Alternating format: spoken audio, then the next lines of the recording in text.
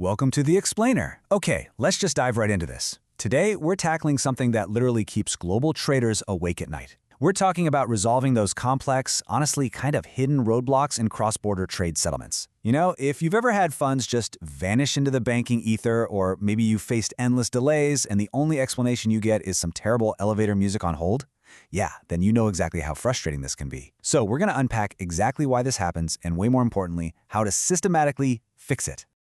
To really get a grip on the mechanics here, let's look at a highly relatable, anonymized scenario straight from our source material. Meet Alexander. He's a trader dealing in electronic components, and he's stuck in a completely familiar nightmare. His funds are remitted, his supplier's pressing, and his bank?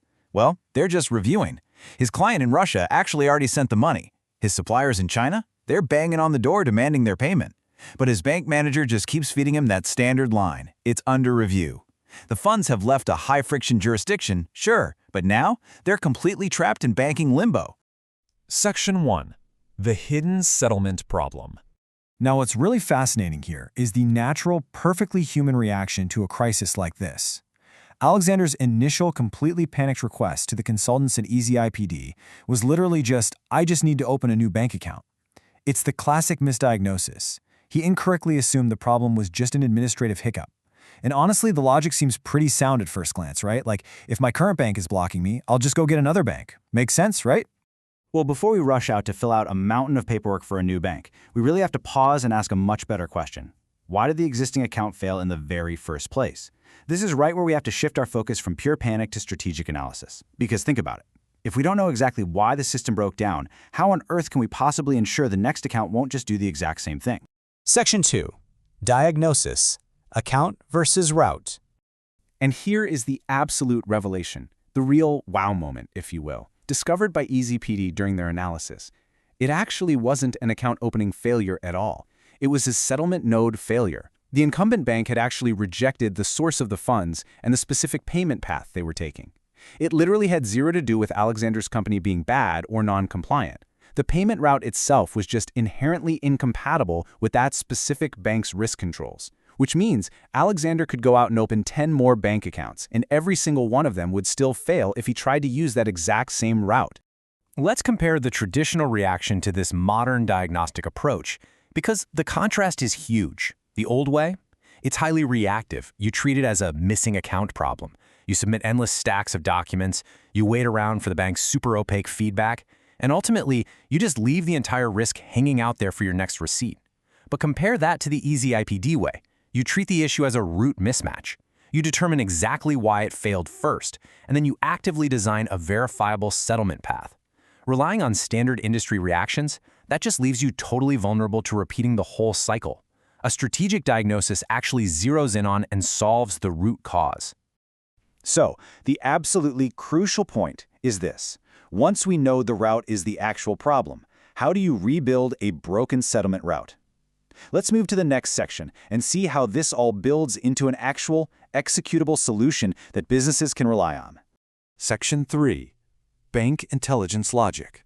Enter bank intelligence logic. Now, what I absolutely love about this framework is how it completely bypasses the standard and frankly flawed question of which bank do you want to open? It doesn't start there at all. It treats banking not as just a menu of names, but as a system of logical, interconnected variables.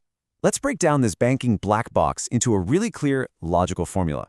There are basically 4 critical variables that dictate whether a transaction will succeed. Step 1. Analyze the fund origin country. Where is the money really coming from? In Alexander's case, that was Russia. Step 2. Identify the source currency. Step 3. Map the receiving jurisdiction, like China. And Step 4, which is so often overlooked but absolutely vital, determine the end use. It's not just about getting the money into an account. It's about what you actually need to do with it next, like paying your specific suppliers. So, once you have those 4 variables clearly defined, they are fed straight into a bank intelligence hub. The hub recombines these inputs, cross-references them against a massive bank database and intelligent gateway, and then applies expert judgment. And the output? Well, it's not just a single bank recommendation. It generates a robust account matrix.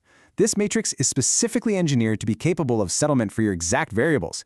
It ensures you have a solid structure that can explain Know Your Customer or KYC regulations effectively, securely absorb the funds, and sustain continuous supplier payments without getting flagged all over again. Okay, so we've solved the immediate blockage. The funds are flowing again. Awesome. But we really have to think bigger. How do we protect the next transaction before it even happens? This is where we shift gears from just putting out immediate fires to proactive, long-term financial advisory and serious risk mitigation. Section 4. Design first, action follow. Architecting the flow first leads to a completely comprehensive end-to-end resolution in practice. And this is the core preventative mindset that dictates a successful modern approach to global banking support. You don't just act and cross your fingers. You design the framework first. Design first, action follow. It's not just handing over an account number and wishing you luck. First, that settlement-capable account matrix is deployed. Second, a long-term settlement communication mechanism is established to handle ongoing KYC compliance smoothly. Third, you get forward-looking bank advisory on regulatory issues. And finally, Plan B contingency modeling is done entirely in advance. This whole package doesn't just resolve the immediate crisis. It provides a sustainable, ongoing regulatory service and expert advisory. Think of this proactive structure as your shield. By continually recombining these variables, origin country, currency, receiving country, and end use, you can actually model globally executable settlement options long before the next crisis ever arrives. It totally highlights the absolute necessity of proactive structure checks. Listen, when you're dealing with high-friction jurisdictions or really complex multi-currency flows, having a verified Plan B already prepared that isn't just nice to have. It is literally essential for the uninterrupted survival of your operations. So I want to leave you with this final kind of provocative question. How much trial and error cost can your next settlement actually afford?